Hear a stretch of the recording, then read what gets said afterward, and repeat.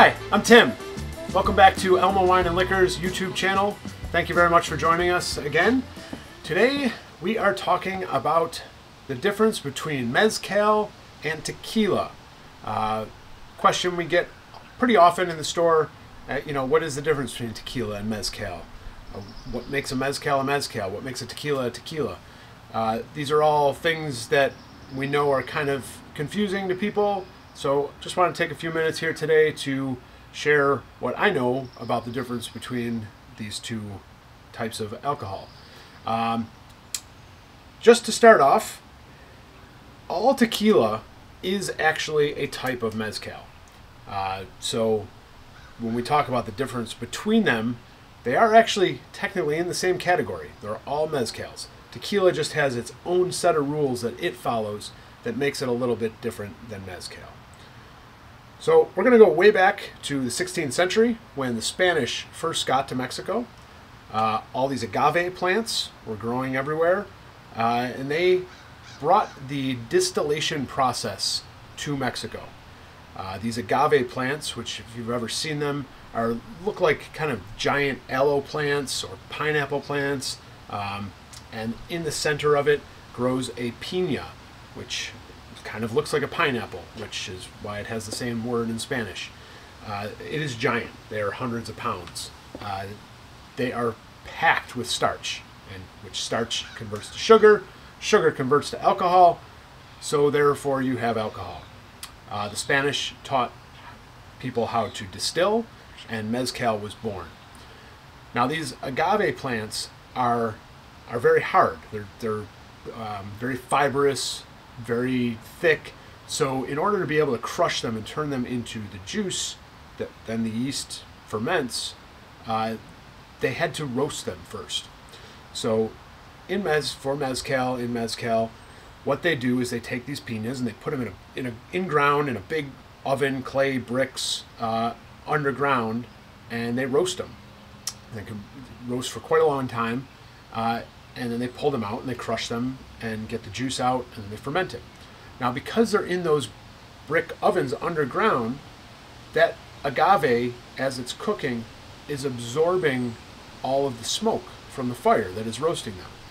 So with mezcals, you tend to get a little bit of a smokier flavor to it because that smoke just keeps getting absorbed into the cooking agave. Now, sometime in the 20th century, the people of Tequila, Mexico, yes, there is actually a town called Tequila, Mexico. It is in the state of Jalisco near Guadalajara. I was there last year to go check out all this production, so I know it exists. What they did was they said, you know what? We love this product. We love how it distills. We love how it tastes. It's a very important part of our culture, but we don't love that smokiness. So they came up with a new way to cook the agave, which involved using steam. So they load all these agave, the piñas from the agave plant, into a large brick oven, and they have fires and steam circulating into this oven. And that steam slowly roasts these piñas and cooks them over sometimes up to 48 hours they spend roasting in this oven before they pull them out and crush them. So this leads to a little bit of a sweeter juice, less smoky than the way that the mezcal producers do it. Now there are some, like I said, all tequilas are a form of mezcal. They all come from the agave plant.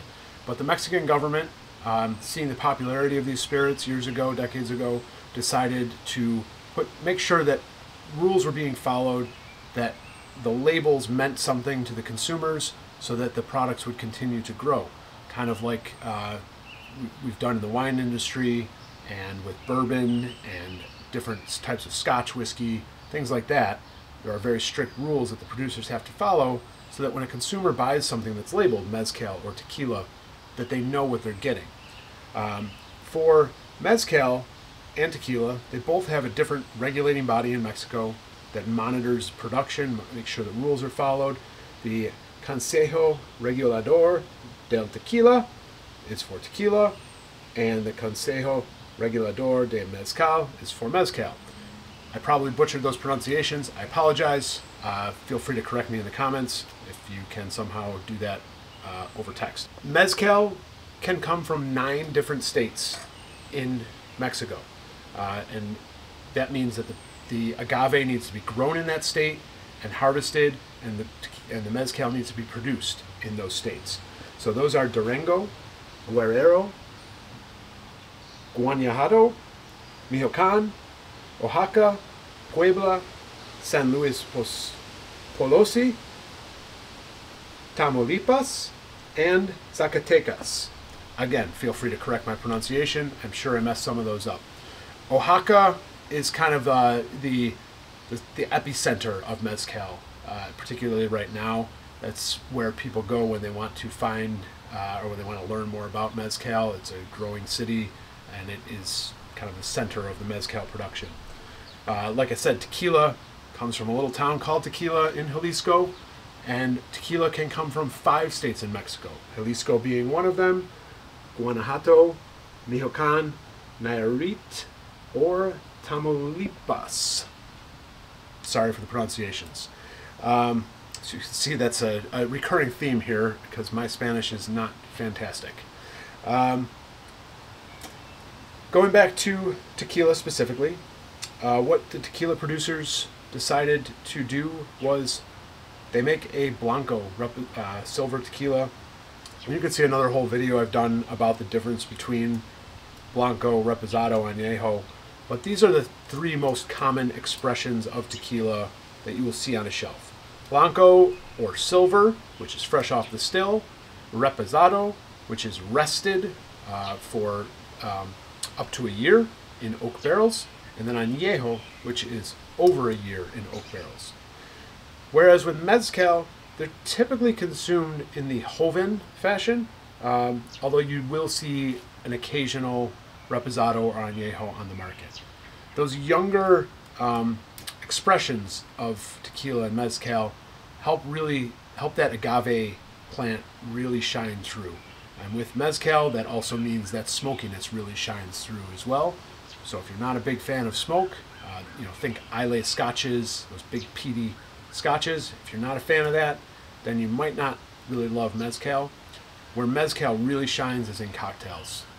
Smoky margaritas are becoming a wildly popular thing, as well as many other great mixed drinks that some of our mixologists are always coming up with. Tequila makes great cocktails as well. I'm not going to knock tequila, but tequila is something, because of the sweet nature, especially of reposados, they're very easily sippable on their own. Great product, for sipping neat, sipping in cocktails, whatever the case may be. And I know one of the things we hear quite often in the store and online is when we say the word tequila to people, a lot of people get an immediate knee-jerk reaction and think, oh no, not tequila. I've had that. It was an awful night. Not something I want to experience again. Completely understand. We've probably all had those nights with one liquor or another. Tequila probably more than any other liquor. But what you do have to remember is that the inexpensive tequila that's being served as shots is oftentimes not even really made with 100% Blue Weber agave, which is the type of agave that it has to have in order to have the word tequila on the label. It's part of one of those controls. So good tequila is far different than the inexpensive stuff that you probably had a bad night on. Mezcal, tequila, both very important parts of the Mexican culture. Before I get into that, just jumping over back to mezcal, the type of agave that mezcal can be made with ranges quite a bit. I think there's over 30 different varieties of agave that can be used for mezcal, whereas with tequila, it's just the Blue Weber agave. So you might see things like Espadín, which is a type of agave on the label, right there, or this one is Maguey Cenzino. So there's, you'll see different types of agave plants on the mezcal, which also makes them a little bit more unique.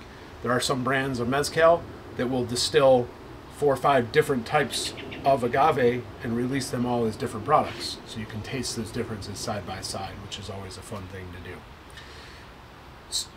All in all, Mezcal, tequila, very important part of Mexican culture. It's used in celebrations, same way that Americans would use bourbon, whiskey, wine, whatever the case may be. One of the sayings that they have about mezcal, para todo mal, mezcal, y para todo bien, también, which means for everything bad, mezcal, and for everything good, too. So with that, I will leave you for today. Really look forward to your questions, comments. If you want to add a little bit more about the history or the differences between them, I'd love you to do so in the comments. Nothing like a good discussion and to add to the value of what we're trying to bring here. So please remember to subscribe and like, and tag your friends to add them to the discussion as well. Hope to see everybody soon. Cheers.